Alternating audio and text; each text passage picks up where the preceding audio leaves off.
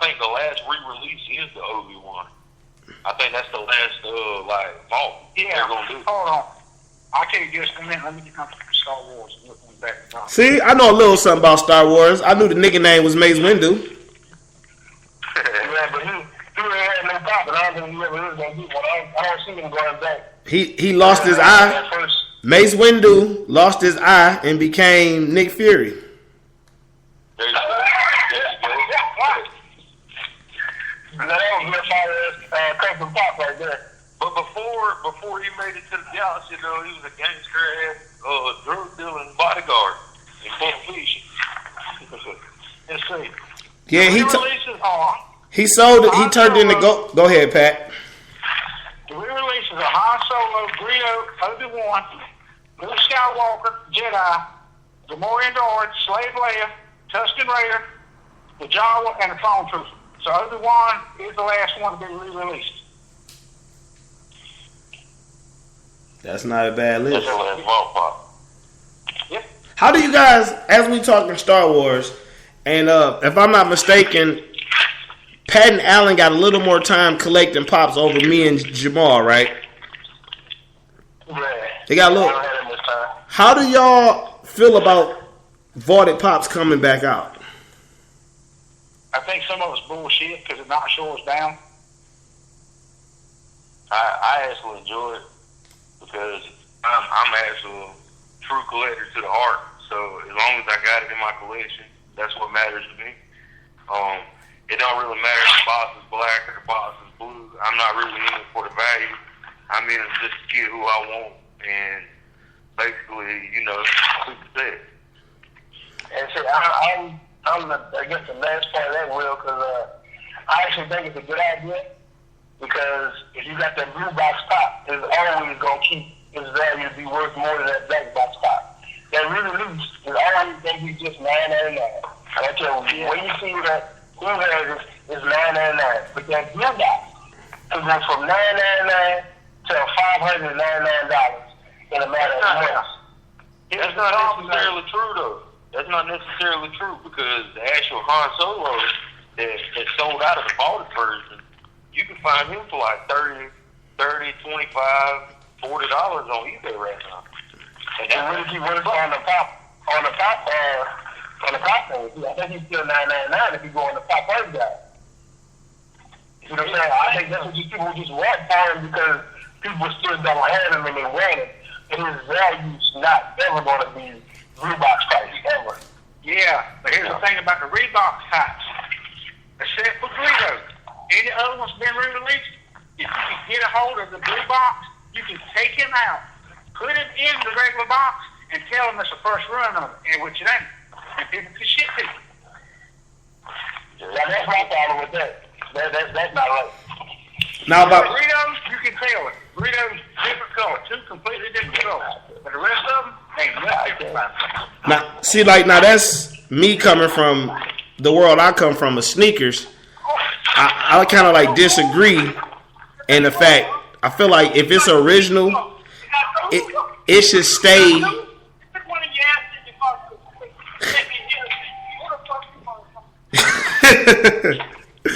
I feel like it should. I feel like it should stay vaulted for a longer time. Like I'm not a big fan of stuff coming right back out because of you run into the problem Pat just brought to people's attention where if you do get one of the original ones, you can't just switch the box and earn some extra money. Where except for with the Guido, it is two different colors. I don't really like the idea of re-releasing so early. I understand pop is at an all-time high. You got the hood invading the territory. You got people turning it into a business. You got stuff like this coming up with podcasts. But I still think you should keep some stuff hard to find because the best part about being in this art of popping is the hunt. It's almost like since I don't go out and actually hunt big game, this is probably one of the closest things to big game. Like me going out and finding different items, and then if I feel like say I bag of what's up, like I go grab that Dewback set. That's like bagging a lion and stuffing it and then trading it off to someone else to put on a mantle, and I get something in return. I find that to be extremely fun, and addicting versus if you keep bringing shit out, I ain't gonna have to go nowhere. Well, and I totally agree with that. Maybe they should, this is from Star Wars, the fact that all the Star Wars figures, as far as I know, I've never taken any of my figures out the box. But all the Star Wars figures stand on board was, don't they? Like they have black Star Wars spider in the bottom. Yeah, they got a little face on. Yeah, so they should change the color of the base or something. Make the re-release red or something. I mean, I totally agree with that. The thing was, why they were released is because the first Star Wars pop sold out so fast, man, that the value on them, man, you pay up to $600 for Greedo. I mean, who in their collecting mind that wants to have a full set of Star Wars, eventually one day do you pay that $650 for that Greedo, or did you pray that one day where you can have them in your collection? But that's the whole. Go ahead, Alan. I'll let you finish. That's the art of popping. He's right about that. That's what makes pop. That's what makes popping so fun. Not just popping. You can do something that no one else can get. That's what any collector. There you go. When they re-released this, that first one of Spider Book, they didn't do the same color. They changed the whole color of the cover of the book, so you couldn't say, "Well, this is the first one," Yeah. I think that's how pop should be. It should be like comic book. There should be no difference in a comic book collector and a pop collector. You should be able to say, and my collection is valued at $100,000 in 20 years. If you want pops to continue to go on the route they're going. Now, if you wanted to get it like that 10 years ago, baby, well, keep going re-releases. That's all that's going to happen. The value is going to go to shit. And that's what happened with the 10 million babies, man. Someone was selling for $200-300 at one point. Probably more than that. Yeah. But they kept releasing them. They kept re-releasing them and they downloaded them. Re-releasing them here. And then the value of the crap. Now what? Like all of us is old enough to remember the Millennium Beanie Baby, that purple or that purplish blue one, in 99 going 2000, the height of eBay first popping off. That Beanie Baby was selling for like thousands at a time, but they released it in 2 more years, and then it just, it loses value. Like same thing with cars. A 57 Chevy stock is worth more than a 57 Chevy parted out.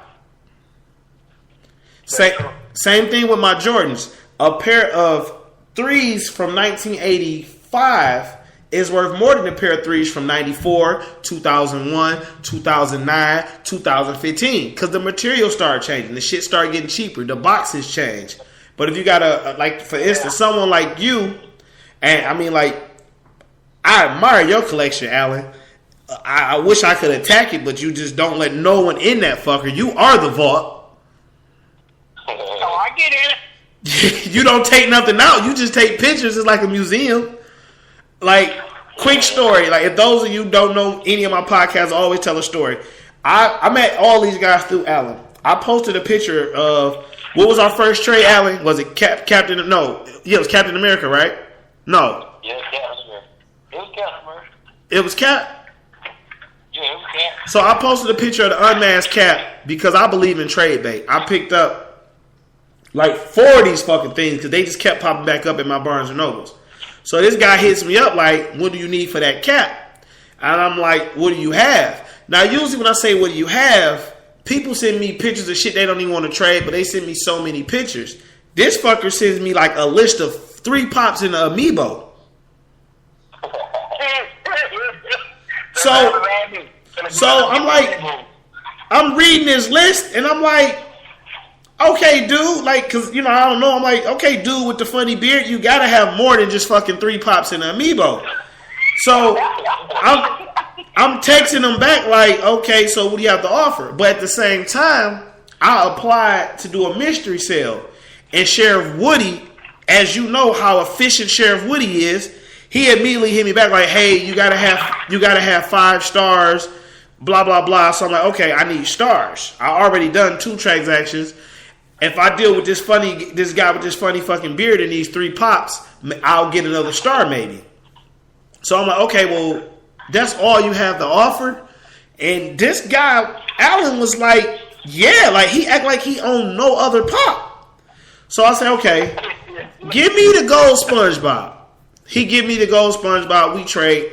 I don't know how the conversation continued, but yet the conversation continued. I think we just was kicking it about just random pops, right? Yeah, we was. So the conversation continued, and him being the vault. See, this how you know he's a greedy son of a bitch. He looks at more of my pictures and say, I need that glow in the dark Ant-Man. I say, okay, what do you have to offer? He sent me the same list with the amiibo. So you don't know the story about him running them motherfuckers. No, down. he eventually told me. So I say, hold on, bro. You just traded me a gold SpongeBob. You just offered me this amiibo and these other two pops. You gotta have something else. I'm not dealing with you till you. I know you got something else. Then he say, ha ha, I'm a collector. I got like 500. And this fucker sends me a picture of like a museum of pops. But at this point, I had already grown a friend, and I'm like, you know what? That SpongeBob actually looked cool in my collection, so I traded. I'm the only person I know that traded for back to back the same fucking pop. So he unloaded his unwanted on me. Does that make him a flipper? No, that means he used his stuff to gather his collection, and I think he felt so bad because he was like, this idiot didn't trade it for the same pop twice. Let me introduce him to my other homeboys. He's one of us now. Here's the thing about that running. If them pops fall, your ass ain't getting out. You trash. Nah, I mean, like, he kept offering me this fucking amiibo, and then he asked me every time, you don't do comments enough? I'm like, bro, I don't read. I'm a nigga, I don't read. You know what I'm saying? And it was just one of the things where it was funny, but back to the whole vault thing, I think it, like Jamal said, if not monitored, it becomes the death of pops, because it's nothing better than when you go out and you find something old, or even if you pay for something old. Like last week, I was stoked that I got a Ghost Rider. I never thought I would get another Ghost Rider. Dude, I'm telling you right now, if they ever release any of my uniforms without changing something, I'm done with it, dude. I'm out of pops. I can't. There's no way that I can justify my hunt or the money I spent, or the time, which my time is worth my money, on all these vehicles and them releasing another vehicle, metallic vehicle, same box, same sticker. I'd be done with it, bro. I couldn't justify it anymore. Here's the thing about the vault shit. When do you retire something and when you don't? Batman or the Joker, them motherfuckers have been out since day one. Never been retired. When do you retire? See that? You don't. You know why? You keep going to go. Look at you why you don't retire. So you don't retire every time. Just like you don't retire you don't retire every time because all of them become too outrageous. You have to have a method to your madness where you have certain pops you can get.